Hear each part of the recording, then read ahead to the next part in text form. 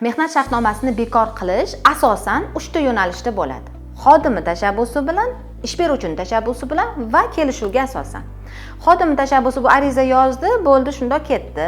Taraflar kelishuvi, ikkalasi kelishuv imzoladi, ma'lum bir chisloni belgilashdi, bo'ldi, mehnat shartnomasi bekor bo'ldi. Faqatgina birgalikda haqiqatdan xohlagan bo'lishi kerak, bir-biriga tazyiq o'tkazmagan holda. Va uchinchisi ish beruvchini tashabbusi bilan. Mana shu joyda muammolar kelib chiqadi. Ish beruvchining tashabbusi bilan bekor qilishi ham o'zini yo'nalishlari ko'p. Bu bo'lishi mumkin attestatsiyadan o'ta olmaganligi, bu bo'lishi mumkin intizomiy jazo sifatida, bu bo'lishi mumkin ashaddiy xodim bo'lsa, joniga tegib mana shundoq qilib yuborgan, o'shaning uchun uni ish beruvchining tashabbusi bilan bekor qilish kerak. Bu bo'lishi mumkin shtat qisqarishi. Xullas yo'nalishlari ko'p. Lekin bunda ish beruvchilar tomonidan agar birorta hujjat noqonuniy imzolansa yokida birorta hujjat o'sha hujjatlar papkasida rasmiylashtirilmasa, bu xodimni ertaga sudga murojaat qilishga va yutib chiqishiga sabab bo'ladi. Bunda bo'sh turib qolgan kunlari bo'lishi mumkin. Masalan, xodim boraymi, bormaymi deb yurgan paytlarda nechidir oila uyda o'tirgan bo'lishi mumkin. Shu joylarga ham sud unga majburiy uyda qolganlik, ishlamaganlik uchun hamma davrga pul to'lattirib beradi ish beruvchining hisobidan.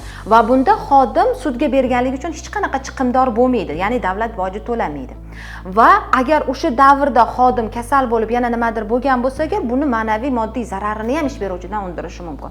Shunaqa muammolarga duch kelmasligingiz uchun o'sha ish beruvchining tashabbusi bilan bekor qilinadigan mehnat shartnomasi to'g'risidagi buyrug'i to'g'ri rasmiylashtirish kerak va o'sha buyrug'i ilovalari to'g'ri bo'lishi kerak.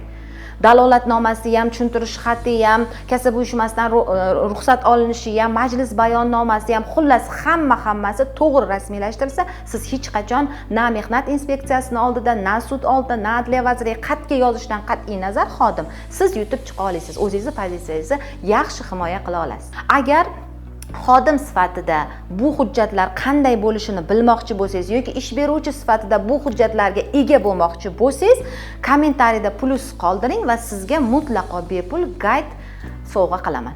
Bemalol foydalanishingiz mumkin.